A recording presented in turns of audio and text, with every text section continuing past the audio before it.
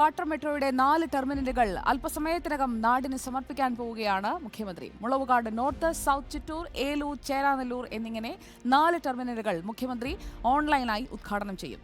Water മെട്രോയിൽ യാത്ര ചെയ്ത അലി അക്ബർ ഷാ തയ്യാറാക്കിയ റിപ്പോർട്ട് കാണാം ഇനി. കൊച്ചിയുടെ ജലഗതാഗത സ്വപ്നങ്ങൾക്ക് പുതിയ ചിറകുകൾ മുളയ്ക്കുകയാണ്. ഇന്ന് വൈകിട്ട് 4 പുതിയ വാട്ടർ മെട്രോ ടെർമിനലുകളാണ് മുഖ്യമന്ത്രി പിണറായി വിജയൻ ഉദ്ഘാടനം ചെയ്യുന്നത്. ഈ പുതിയ ടെർമിനൽ കൂടി വരുന്നതോടുകൂടി കൊച്ചിയുടെ ജലഗതാഗതം കൂടുതൽ എളുപ്പമാകുമെന്നാണ് വിലയിരുത്തപ്പെടുന്നത്. നമുക്കെന്തായാലും വാട്ടർ മെട്രോയിലേക്ക് കയറാം.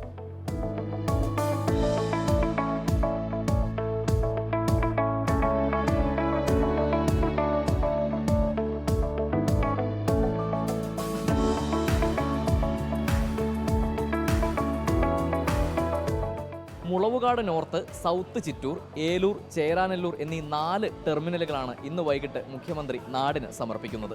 ഞാൻ വൈറ്റില മുളന്തുരുത്തിയാണ്. ഞങ്ങൾക്ക് യാത്രാ കളക്ഷൻ വളരെ മോശം. ഞങ്ങൾക്ക് ഇതുപോലത്തെ സംവിധാനങ്ങളൊന്നുമില്ല. ബസ് മാത്രമേ ഉള്ളൂ. വൈപ്പിലേക്ക് പോകാൻ അറിയാമല്ലോ, ഈ വെണ്ടുരുത്തി പാലം അങ്ങനെ കയറി ബൈ റോഡാണെങ്കിൽ അത്രയും ലോങ് എടുത്ത് വേണം പോകാൻ. ഇതാണെങ്കിൽ ഒരു ഹാഫ് ആൻ അവറിനുള്ളിൽ നമ്മൾ ഏകദേശം കവർ ചെയ്യാൻ പറ്റും. അപ്പം അത്രയും ടൈമിൻ്റെയും സമയത്തിനും എല്ലാത്തിനും ലാഭം. എങ്ങനെയുണ്ട് ബസ്സിലും കാറിലും ഒക്കെ പോയിട്ട് നമ്മൾ ഈ ബോട്ടിൽ പോകുന്ന യാത്ര?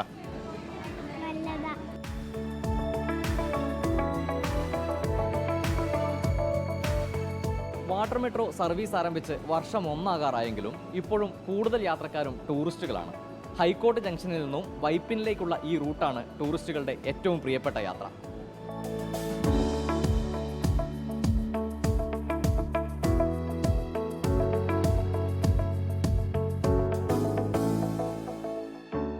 ഇത് ഞങ്ങൾ 42 വർഷം മുമ്പ് പ്രീ ഡിഗ്രിക്ക് പഠിച്ച പിള്ളേരാണ് ഞങ്ങളെല്ലാവരും. ഇത് 3ാമത്തെ കൂടുതലാണ് ഞങ്ങളുടെ. ഈ യാത്ര സന്തോഷമാണ്. ഒന്നിച്ചു രണ്ടോമൽ പൈങ്കിളികൾ, ഒന്നാനാം നിന്റെ ഓമനകൾ.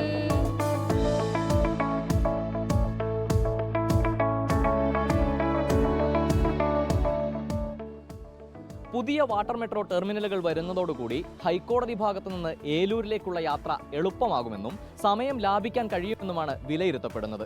നിലവിലെ ട്രാഫിക് താണ്ടി ബസ്സിന് ഏലൂരിലെത്തണമെങ്കിൽ വലിയ സമയം വേണ്ടിവരും. ഓഫീസ് സമയം അനുസരിച്ച് വാട്ടർ മെട്രോയുടെ സമയവും ക്രമീകരിക്കാൻ സാധിച്ചാൽ അത് ജനങ്ങൾക്ക് വലിയ ഉപകാരമാകും. വീഡിയോ ജേർണലിസ്റ്റ് ജിതിൻ ജോസഫിനൊപ്പം reporter Ali Akbar Shah, in reporter, Kochi.